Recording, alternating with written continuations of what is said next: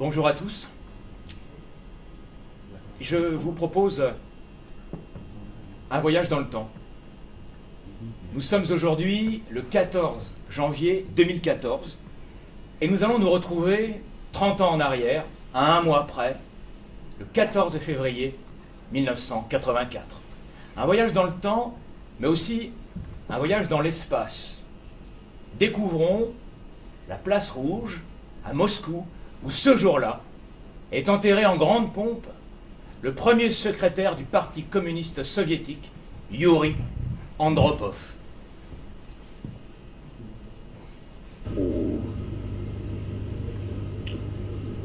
С чувством глубокой скорби советский народ проводил в последний путь Юрия Владимировича Андропова.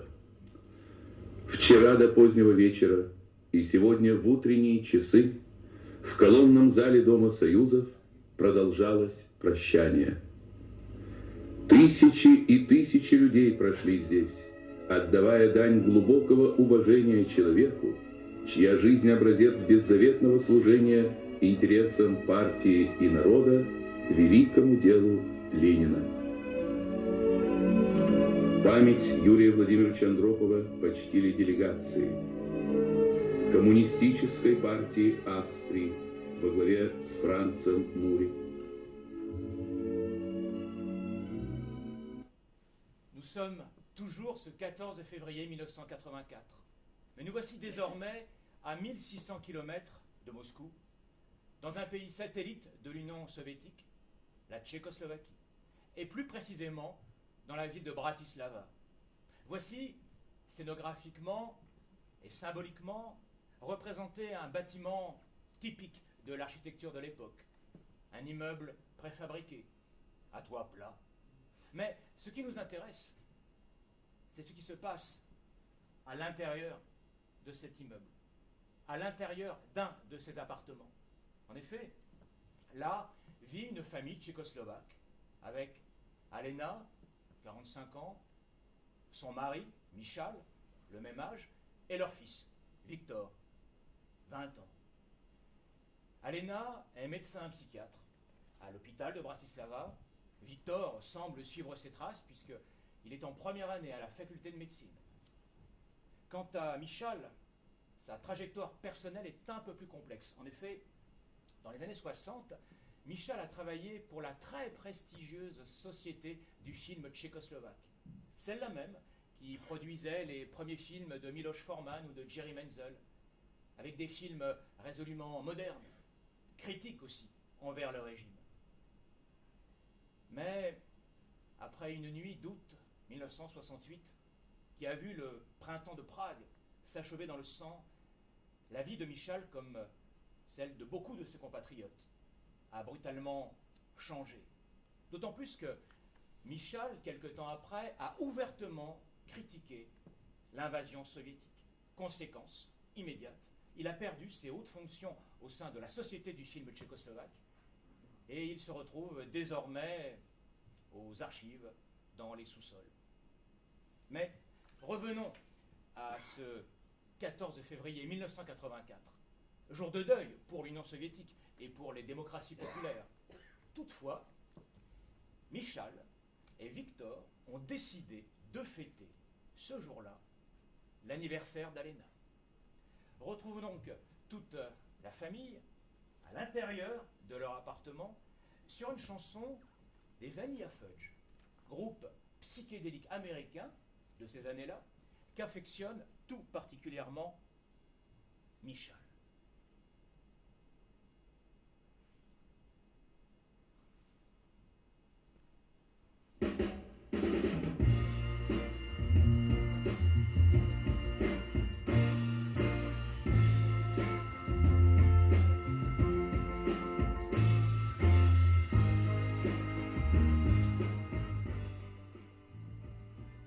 C'est un séjour caractéristique de ces années-là en Europe de l'Est. Un intérieur d'intellectuels où le cinéma est encore très présent avec quelques affiches, où les livres nombreux apparaissent en bonne place. On distingue une petite échelle qui qui permet d'accéder sur le toit. Là se trouve en effet le refuge de Michal, l'endroit où il aime se reposer sur un vieux fauteuil pour se ressourcer. C'est son aéroport, comme il le surnomme. En effet, tout y est tellement plat. La fête en l'honneur d'Alena Bassomplein, c'est une famille unie, aimante, heureuse, soudée aussi, devant l'adversité qui se présente pourtant face à elle. En effet, les apparences peuvent être trompeuses.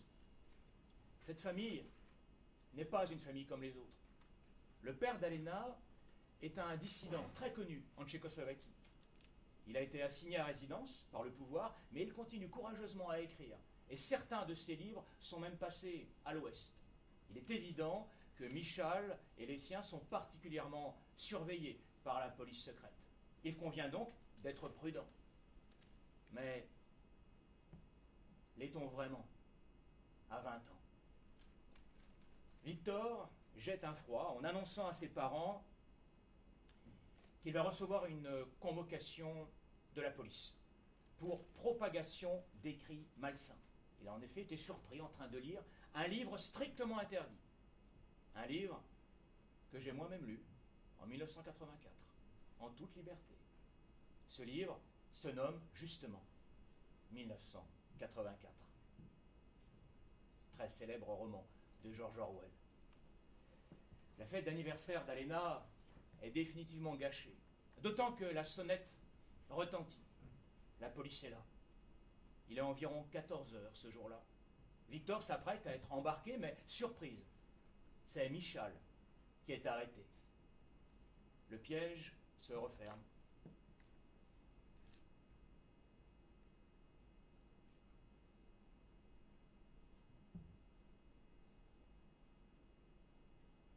Le cube tourne.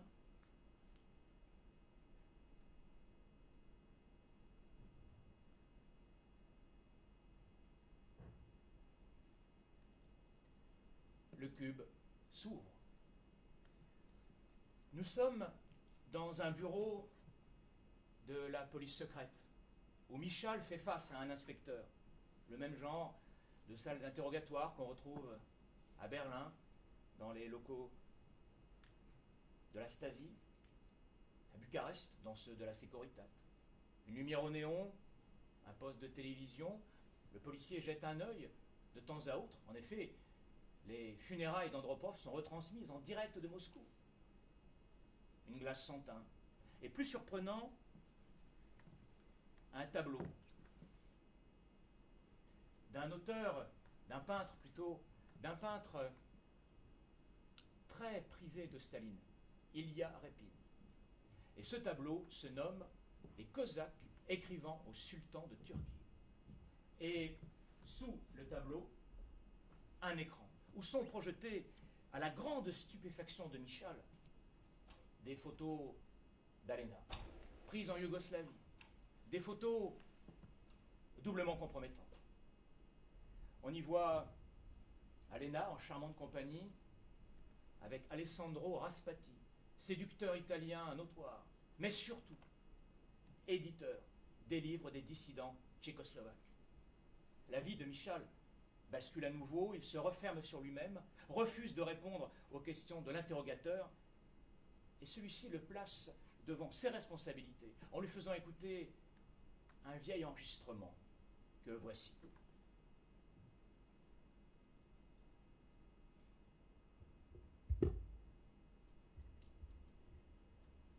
En 1965, j'ai signé l'acte de collaboration avec la police secrète de Prague. Je faisais mes études à l'université Charles. J'avais pour tâche de surveiller un groupe de dissidents, l'objet Létang, dont faisait aussi partie l'objet Nymphe. Je le surveillais pendant toutes mes études. Je l'accompagnais aussi pendant la fête de printemps des étudiants au début de mai 65 pour vous aider à suivre les désordres dans les rues. Le premier baiser avec l'objet Nymphe, nous l'avons échangé au bar littéraire. Nous l'avons échangé au bar littéraire Viola pendant une lecture d'Allen Ginsberg. L'objet nymphe, je l'ai suivi jusqu'à sa remise de diplôme. J'ai même déménagé en Slovaquie à cause de lui pour pouvoir aborder l'objet rocher, son père. Sur l'ordre de la police secrète, j'ai épousé l'objet nymphe pour pouvoir faire régulièrement des rapports sur l'objet rocher. Je surveillais ses activités éditoriales pendant l'opération Nid, qui a eu lieu après l'opération Clôture, et qui est toujours en vigueur. Je suis enregistré comme agent actif de la police secrète d'État sous le pseudonyme Roméo.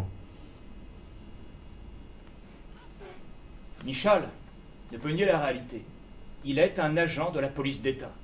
Mais il supplie l'inspecteur de le laisser tranquille.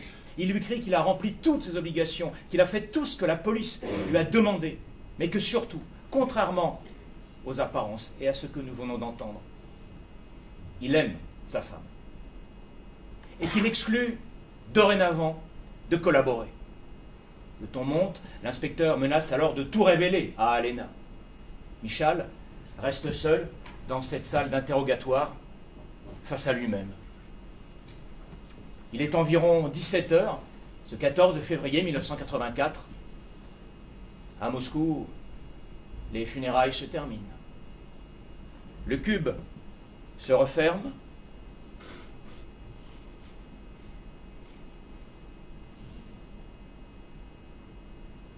Le cube tourne. Nous voici sur le toit, sur l'aéroport de Michal, où c'est désormais l'explication finale. Il est environ 18h, la nuit tombe sur Bratislava. La famille est au complet, disloquée, sous le choc des révélations de Michal, qui a finalement avoué son rôle en tant qu'agent de la police secrète. Oui, pendant 20 ans, il a espionné sa femme, son fils, son beau-père. Oui, il a transmis des renseignements, fait des rapports, informé. Oui, il a trahi. Oui, il est impardonnable. Les personnages de notre histoire sont en apnée, au bord du précipice. Rien n'est pourtant simple sous le ciel tchécoslovaque. Peut-on, doit-on comprendre Michal? Tentons de le faire. Michal s'est retrouvé piégé. Il s'est aliéné au régime, non par idéologie ou pour un intérêt, mais pour une bonne cause. Tenter de sauver son père mourant. Il a cru qu'on l'oublierait, que la police secrète finirait par le laisser tranquille, qu'il pourrait vivre en paix avec Alena, la femme qu'il aime. Et il a beau la supplier, Alena, tenter de lui prouver que pendant toutes ces années, il a tout fait pour les protéger, elle et Victor. Rien n'y fait. Alena quitte l'aéroport, bientôt suivie par Victor. Voilà. Tous les éléments de la tragédie sont en place. Une tragédie bien universelle. Il est 22h, ce 14 février 1984. À Moscou, les délégations étrangères reprennent leur avion. À Bratislava, il neige. Michal est seul sur le toit, face au vide qui l'attend.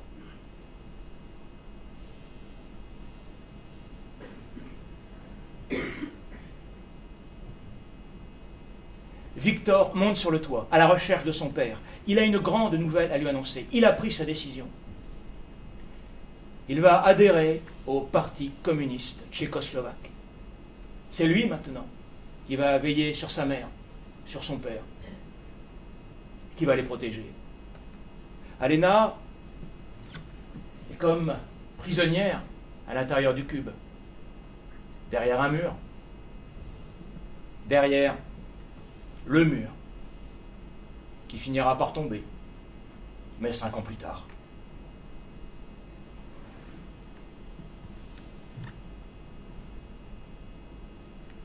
En En 1998, j'ai travaillé comme comédien pendant plusieurs mois au théâtre de l'Armée, à Sofia. Cet épisode bulgare a suscité en moi tellement de questionnements, d'intérêts, que ma vie professionnelle s'en est trouvée changée. Et dès lors, je n'ai eu de cesse de partir vers l'Est. Tournées, créations se sont enchaînées dans différents pays de l'ex-bloc soviétique, que ce soit en Pologne, en Hongrie, en Ukraine, à l'est de l'Allemagne, en Slovaquie et surtout en République tchèque. Et dans tous ces pays, j'ai rencontré des professeurs, des cinéastes, des comédiens, des artistes peintres, des ingénieurs, qui avaient tous en commun d'avoir été dans les années 70-80 recadrés, déclassés, normalisés, surveillés. Leur tort, avoir refusé d'adhérer au parti ou de souscrire à son idéal, être issu de la classe bourgeoise, avoir un parent dissident ou en fuite vers l'Ouest. Alors bien sûr, leur vie n'était pas autant en danger que dans les années 50 ou 60. Mais le communismus, comme on l'appelle là-bas, eh bien, s'était abattu sur eux, vraiment, froidement, inéluctablement, impitoyablement. Et ces rencontres sont la genèse de ce projet, mettre en scène Opération Roméo. 25 ans après la chute du mur, les plaies sont loin d'être cicatrisées. Et si des auteurs, des dramaturges comme Václav Havel en Tchécoslovaquie ou Mrozek en Pologne ont écrit, souvent d'ailleurs au péril de leur liberté, sur le quotidien sous la dictature, aujourd'hui, il y a une nouvelle vague d'auteurs qui se lève à l'Est. Et William Klimaczek, qui est l'auteur d'Opération Roméo, qui est né en 1958, en fait partie. Et c'est vrai que ces nouveaux auteurs écrivent sur cette période avec un recul que ne possédaient pas obligatoirement leurs glorieux aînés. Klimaczek est très connu comme auteur dans son pays, en Slovaquie. Il a écrit une 50aine de pièces, toujours avec un regard pertinent, aiguisé, acéré sur la société slovaque. Celle d'hier, on le voit avec cette pièce, celle d'avant-hier, ô combien douloureuse pour le pays, qui correspond en fait à la période nazie du pays, et puis aussi bien sûr sur la société slovaque aujourd'hui. Et son œuvre, en fait, elle nous interroge vraiment en tant que citoyens européens. En effet, comment imaginer construire l'Europe si nous n'arrivons pas à connaître l'histoire des autres pays qui la composent? Et le théâtre, peut-être, peut répondre à cette question, modestement, mais sûrement. Et Klimaczek écrit justement à échelle humaine, sans didactisme. C'est pour ça qu'un de ses sujets de prédilection, c'est la famille. La famille qu'on peut croire à l'abri en temps de crise. Mais chez Klimaczek, dans toutes ses pièces, en fait, il n'en est rien. Et il met toujours le doigt là où ça fait mal. Même les liens sacrés du mariage, de la filiation, peuvent être souillés sous un régime totalitaire, quel qu'il soit. Et ces personnages, dans ces pièces, souvent, se débattent en milieu fermé, manient l'humour pour ne pas sombrer, cachent leur jeu.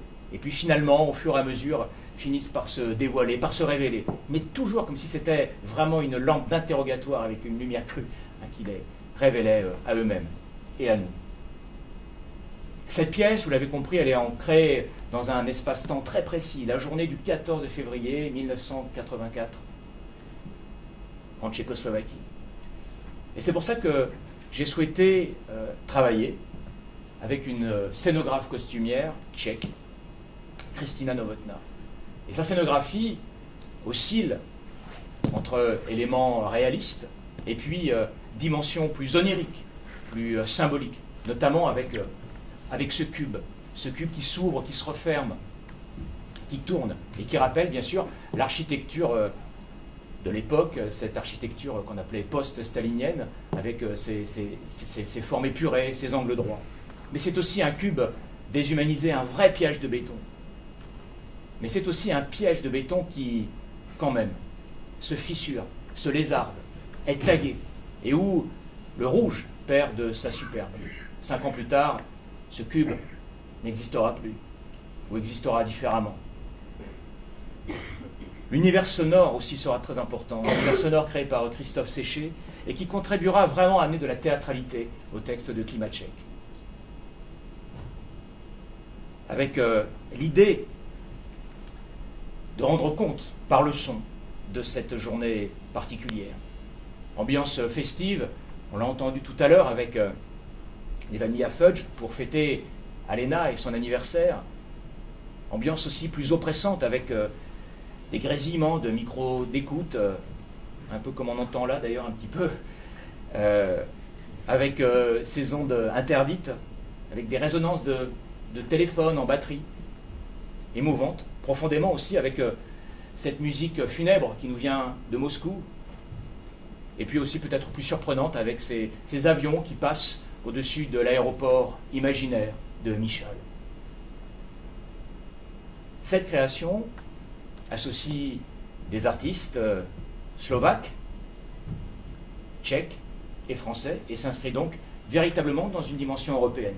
Et c'est pour ça qu'elle sera créée symboliquement cette année, 30 ans après 1984 et 25 ans après la chute du mur et la révolution de velours en Tchécoslovaquie.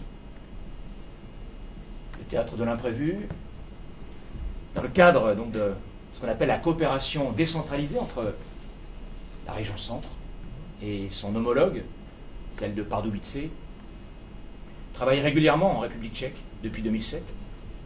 Et Opération Roméos sera créée les 12 et 13 septembre 2014 au théâtre de Pardubice. Précisons aussi que notre traduction de la pièce sera éditée aux éditions Infimes au printemps prochain. Avec cette pièce, le théâtre de l'imprévu, année après année, poursuit ainsi sa démarche artistique, basée pour une grande part sur l'histoire, le récit et la mémoire du XXe siècle, en s'associant, une fois de plus, avec un auteur contemporain. Je vous remercie pour votre écoute.